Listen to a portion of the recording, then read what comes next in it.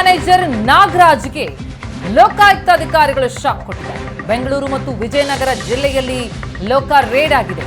ಕೂಡ್ಲಿಗಿ, ಗುಡೇಕೋಟೆಯಲ್ಲಿ ಅಕ್ರಮ ಆಸ್ತಿ ಸಂಪಾದಿಸಿದ್ದಾರೆ ಎನ್ನುವಂತಹ ಆರೋಪ.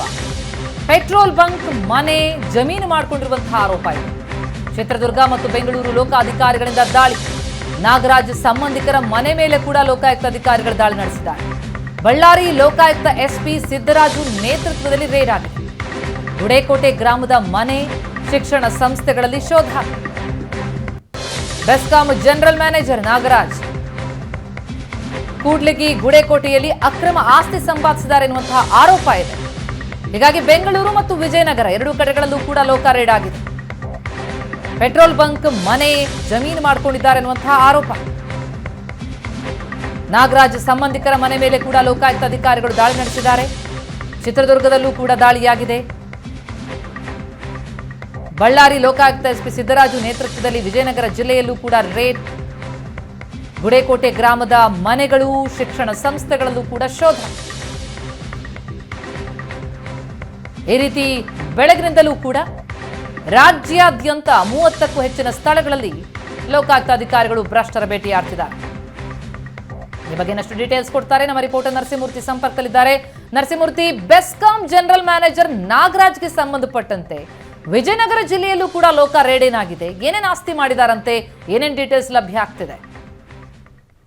ಪ್ರತಿಮಾ, ಈಗಾಗಲೇ ಹೇಳಿದಂತೆ ಏನು ಬೆಸ್ಕಾಂನ ಜನರಲ್ ಮ್ಯಾನೇಜರ್ ಆಗಿರ್ತಕ್ಕಂಥ ನಾಗರಾಜ್ ಅವರ ಪತ್ನಿಗೆ ಸಂಬಂಧಪಟ್ಟಂತೆ ಕೂಡ್ಲಿಗಿ ತಾಲೂಕಿನ ಅಂದ್ರೆ ವಿಜಯನಗರ ಜಿಲ್ಲೆಯ ಕೂಡ್ಲಿಗಿ ತಾಲೂಕಿನ ಗುಡೇಕೋಟೆ ಗ್ರಾಮ ಮತ್ತು ಕೂಡ್ಲಿಗಿ ಪಟ್ಟಣದಲ್ಲಿ 2-3 ಶಿಕ್ಷಣ ಸಂಸ್ಥೆ ಮತ್ತು 3 ಪೆಟ್ರೋಲ್ ಬಂಕ್ ಅನ್ನು ಕೂಡ ಇವರು ಮಾಡಿದ್ರು. ಹೀಗಾಗಿ ನಾಗರಾಜ್ ಅವರ ಪತ್ನಿಯನ್ನು ಕೂಡ ಜೊತೆಗೆ ಕರೆದುಕೊಂಡು ಬಂದಿರತಕ್ಕಂತ ಅಧಿಕಾರಿಗಳು ಎಲ್ಲೆಡೆ ಪರಿಶೀಲನೆ ನಡೆಸ್ತಾ ಇದ್ದಾರೆ. ಸಾಕಷ್ಟು ಅಂದ್ರೆ ಅಕ್ರಮ ಆಸ್ತಿ ಗಳಿಕೆಯಲ್ಲಿ ಅತಿ ಹೆಚ್ಚು ಗಳಿಕೆ ಮಾಡಿದಿರುವಂತ ಆರೋಪ ಇವ್ರ ಮೇಲೆ ಇತ್ತು. ಸಾಕಷ್ಟು ದೂರುಗಳು ಕೂಡ ಬಂದಿದ್ವು.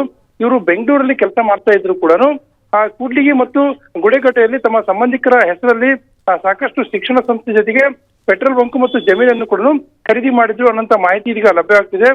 ಇನ್ನುವರೆಗೂ ಕೂಡ ಎಲ್ಲಿ ನಗದು ಹಣ ಅಥವಾ ಬಂಗಾರ ಸಿಕ್ಕಿರೋ ಬಗ್ಗೆ ಯಾವುದೇ ರೀತಿಯಂತ ಮಾಹಿತಿ ಸಿಗ್ತಾ ಇಲ್ಲ. ಆದ್ರೆ ಇವರು ಗಳಿಸಿರ್ತಕ್ಕಂತ ಜಮೀನು ಮತ್ತು ಪೆಟ್ರೋಲ್ ಬಂಕು ಮತ್ತು ಶಿಕ್ಷಣ ಸಂಸ್ಥೆಗಳು ಅವೆಲ್ಲವೂ ಕೂಡ ಅತಿ ದೊಡ್ಡ ಮೌಲ್ಯದ ಹಣಕಾಸು ವ್ಯವಹಾರ ನಡೆಸ್ತಾ ಇದ್ವು ಅನ್ನೋಂತ ಮಾಹಿತಿ ಈಗ ಲಭ್ಯವಾಗ್ತದೆ. ಹೀಗಾಗಿ ಅಧಿಕಾರಿಗಳು ಸಂಪೂರ್ಣ ಶೋಧನೆ ಬಳಿಕಷ್ಟೇ ಎಷ್ಟು ಪ್ರಮಾಣದಲ್ಲಿ ಇವರು ಅಕ್ರಮವಾಗಿ ಸಂಪಾದನೆ ಮಾಡಿದ್ರು ಅನ್ನೋದ್ರ ಬಗ್ಗೆ ಸ್ಪಷ್ಟವಾದಂತಹ ಮಾಹಿತಿ ಹೊರಗೆ ಬರಲಿದೆ. ಪ್ರತಿಮಾ, ಥ್ಯಾಂಕ್ ಯು ನರಸಿಂಹಮೂರ್ತಿ ತಮ್ಮೆಲ್ಲ ಮಾಹಿತಿಗೆ. ಬೆಂಗಳೂರಿನಲ್ಲಿ ಭ್ರಷ್ಟರ ಭೇಟಿಯಾಡಿರುವಂತಹ Lokayukta superintendent engineer N Satish ಬಾಬುಗೂ ಕೂಡ ಶಾಕ್ ಕೊಟ್ಟಿದೆ. ಅವರ ಮನೆಯಲ್ಲಿ ಕಂತೆ ನೋಟು, ಚಿನ್ನದ ಸರ, ಚಿನ್ನದ ಬಳೆ, ಚಿನ್ನದ ಓಲೆ, ಚಿನ್ನದ ಉಂಗುರ, ಬೆಳ್ಳಿ ತಟ್ಟೆ, ಬೆಳ್ಳಿ ಚೊಂಬು, ಬೆಳ್ಳಿ ದೀಪ ಸೇರಿದಂತೆ ಹಲವು ಆಭರಣ ಮತ್ತು ಅಮೂಲ್ಯ ವಸ್ತುಗಳ ಪತ್ತೆಯಾಗಿದೆ. ಸತೀಶ್ ಬಾಬು ಮನೆಯನ್ನ ಜಾಲಾಡ್ತಾ ಇದ್ದಾರೆ ಲೋಕಾಯುಕ್ತ ಅಧಿಕಾರಿಗಳು. ಬೆಳಗಿನಿಂದಲೂ ಭ್ರಷ್ಟರ ಭೇಟಿಯಾಡ್ತಾ ಇರುವಂತಹ ಲೋಕಾಯುಕ್ತ ಎಂಜಿನಿಯರ್ ಎನ್ ಸತೀಶ್ ಬಾಬುಗೂ ಕೂಡ ಶಾಕ್ ಕೊಟ್ಟಿದೆ.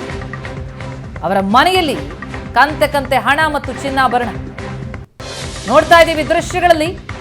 ಇದು superintendent engineer N Satish Babu ಮನೆಯಲ್ಲಿ ಸಿಕ್ಕಂತಹ ಸಂಪತ್ತು.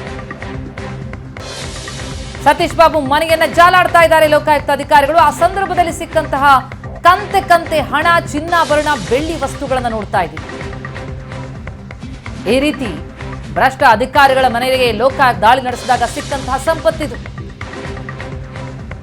ಬೆಂಗಳೂರಿನಲ್ಲಿ ಎಡಬ್ಲ್ಯೂ ಮನೆಯಲ್ಲಿ ಸಿಕ್ಕಂತ ಸಂಪತ್ತು ನೋಡ್ತಾ ಇದ್ದೀವಿ ಸ್ಕ್ರೀನ್ನ ಬಲಭಾಗದಲ್ಲಿ. ಮತ್ತೊಂದು superintendent engineer N Satish Babu ಅವರಿಗೆ ಸೇರಿದಂತಹ ಸಂಪತ್ತು. ಈ ಬಗ್ಗೆ ಡೀಟೇಲ್ಸ್ ಕೊಡ್ತಾರೆ ನಮ್ಮ ರಿಪೋರ್ಟರ್ ಮಂಜು ಸಂಪರ್ಕದಲ್ಲಿದ್ದಾರೆ.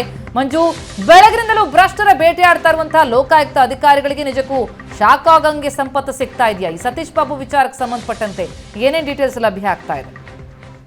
ಪ್ರತಿಮಾ, ಹೌದು, ಈಗಾಗಲೇ ಸತೀಶ್ ಬಾಬು ಏನಿದ್ದಾರೆ ಸೂಪರಿಂಟೆಂಡೆಂಟ್ ಇಂಜಿನಿಯರ್ ಏನಿದ್ದಾರೆ, ಈ ಸತೀಶ್ ಬಾಬು ಪ್ರಮುಖವಾಗಿ 5 ಕಡೆ ದಾಳಿ ನಡೆಸ್ತಾ ಇದ್ದಾರೆ. ಬೆಳಗ್ಗೆ ಲೋಕಾಯುಕ್ತ ಅಧಿಕಾರಿಗಳು ದಾಳಿ ನಡೆಸಿದ ಸಂದರ್ಭದಲ್ಲಿ ಬೆಂಗಳೂರು, ಚಿತ್ರದುರ್ಗ ಏನು ಸೇರಿದಂತೆ 5 ಕಡೆ ದಾಳಿ ಮಾಡಲಾಗಿದೆ. ದಾಳಿಯಲ್ಲಿ ಚಿತ್ರದುರ್ಗ ಮನೆ ಅಂದ್ರೆ ಈತನ ಪತ್ನಿ ಏನಿದ್ರೆ ಸತೀಶ್ ಬಾಬು ಅವರ ಪತ್ನಿ ಮನೆ ಮೇಲೆ ದಾಳಿ ಮಾಡಿದ ಸಂದರ್ಭದಲ್ಲಿ ಅಲ್ಲಿ ಒಂದು ಬೇನಾಮಿ ಮನೆಯನ್ನ ಕಟ್ಕೊಡ್ಲಾಗಿದೆ. ಅದು ಅವ್ರ NTS ಅಲ್ಲಿ ಕೂಡ ಇದು ಮಾಡಲಾಗಿದೆ. ಆ ಮನೆಯಲ್ಲಿ ಬಹುಮುಖ್ಯವಾಗಿ ಸಿಕ್ಕಿರ್ತಕ್ಕಂಥದ್ದು ಅಂದ್ರೆ ಬೆಳ್ಳಿ ಮತ್ತೆ ಚಿನ್ನಾಭರಣಗಳು ಸಿಕ್ಕಿರ್ತಕ್ಕಂಥ ಬಹುತೇಕ ಒಂದು 60-70 ಲಕ್ಷಕ್ಕೂ ಹೆಚ್ಚು ಅಧಿಕ ಮೌಲ್ಯವುಳ್ಳಂತಹ ಚಿನ್ನಾಭರಣ ಮತ್ತೆ 20 ಲಕ್ಷಕ್ಕೂ ಅಧಿಕ ಏನು ಮೊತ್ತ ಹಣ ಸಿಕ್ಕಿರ್ತಕ್ಕಂಥದ್ದು. ಮತ್ತೆ ಈ ಬೆಂಗಳೂರಿನ ಕೂಡ ಚಿನ್ನಾಭರಣ ಸಿಕ್ಕಿದೆ ಅನ್ನೋ ಮಾಹಿತಿ ಸಿಕ್ಕಿರ್ತಕ್ಕಂಥದ್ದು. ಎಲ್ಲರೂ ಕೂಡ ಅದೇನು ಭ್ರಷ್ಟ ಅಧಿಕಾರಿಗಳು ಏನು ಆಸ್ತಿ ಅಕ್ರಮ ಆಸ್ತಿ ಗಳಿಕೆಯನ್ನ ಮಾಡ್ಕೊಂಡಿರ್ತಕ್ಕಂಥದ್ದು, ಆದಾಯಕ್ಕೂ ಮೀರಿ ಆಸ್ತಿ ಗಳಿಕೆಯನ್ನ ಮಾಡ್ಕೊಂಡಿದ್ದಾರೆ.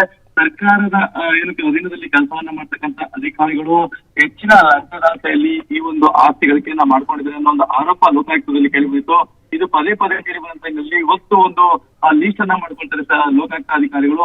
6 ಜನ ಆರೋಪಿಗಳಿದ್ರೆ ಈ ಒಂದು 6 ಜನ ಭ್ರಷ್ಟ ಅಧಿಕಾರಿಗಳನ್ನ ಲಿಸ್ಟ್ ಮಾಡ್ಕೊಂಡು ದಾಳಿ ಮಾಡಿದ ಸಂದರ್ಭದಲ್ಲಿ ಕೋಟಿ ಮೌಲ್ಯದ ಚಿನ್ನಾಭರಣಗಳು ಪತ್ತೆಯಾಗಿರ್ತಕ್ಕಂಥ ಎಲ್ಲರಿಗೂ ಕೂಡ ಸತೀಶ್ ಬಾಬು ಮನೆಯಲ್ಲಿ ಕೂಡ ಸಾಕಷ್ಟು ಚಿನ್ನಾಭರಣ ಮತ್ತೆ ನಗದು ಪತ್ತೆಯಾಗಿರ್ತಕ್ಕಂಥ ಪ್ರತಿಮಾ. ಥ್ಯಾಂಕ್ ಯು ಮಂಜು ತಮ್ಮೆಲ್ಲ ಮಾಹಿತಿಗೆ.